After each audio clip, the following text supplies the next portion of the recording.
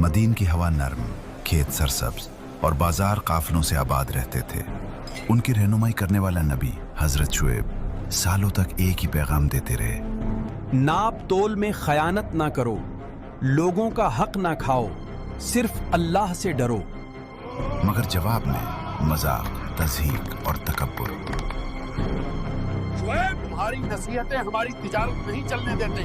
या तो हमारे तरीके पर आ जाओ वरना शहर छोड़ दो। ये वो जुमले थे जो आसमान की बर्दाश्त को चीर रहे थे।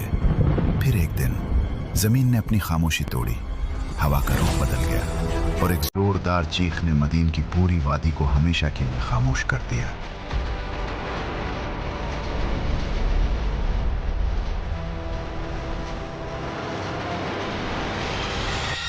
एक ऐसी कौम जो खुशहाल भी थी, ताकतवर भी, मगर उनका दिल बेईमानी से भरा हुआ था।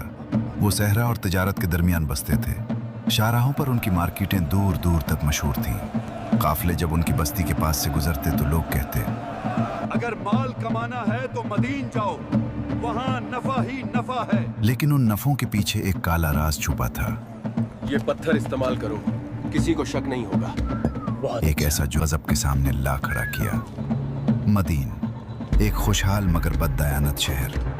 मदीन के बाजारों की गलियां दूर से चमकती थीं। ऊंचे तख्तों पर बैठे ताजिर, दूर दूर से आने वाले मुसाफिर और हर तरफ गहमा गहमी।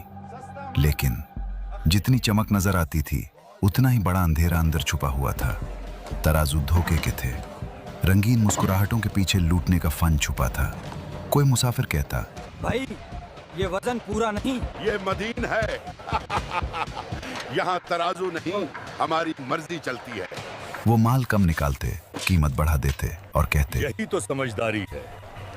जीत हमेशा चालाक की होती है। ये धोखा इतना आम हो गया था कि बच्चों के खेल भी झूठ पर मबनी थे और बुजुर्ग फख्र से कहते, यही हमारी नस्ल है, असल कारोबारी, असली ज़हीन।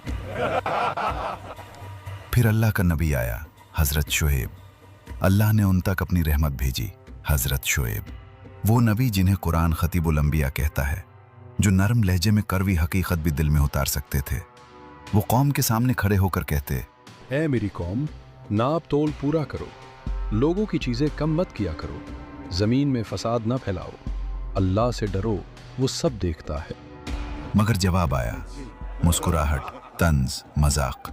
सरदार ने हंसते हुए कहा, ऐ शुएब, क्या तेरी नमाज ने तुझे यही सिखाया है कि हम अपना माल अपनी मर्जी से भी ना बेचें? दूसरे सरदार ने कह कहा लगाया, हम तय करेंगे।